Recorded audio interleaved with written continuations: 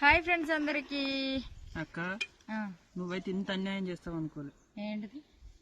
నువ్వు పెరుగు తెచ్చిన దాని పచ్చడి ఏదన్నా ఒక పచ్చడి దేవదు. మన ఇంట్లో ఎంత పెరుగు ఉండదు, అది పచ్చళ్ళు ఉండవక్క.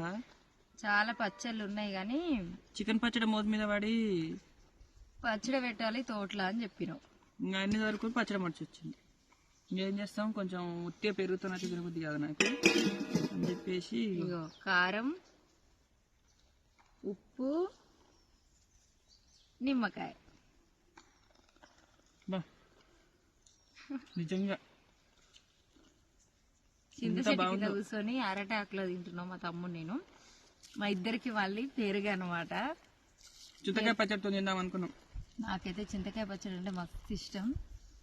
తిందాం అనుకున్నాం కానీ తేవడం మర్చిపోయినా. పచ్చడి పెడదామంటే ఆ పచ్చడి సామాన్లు చదివిన ఇంటికాడ.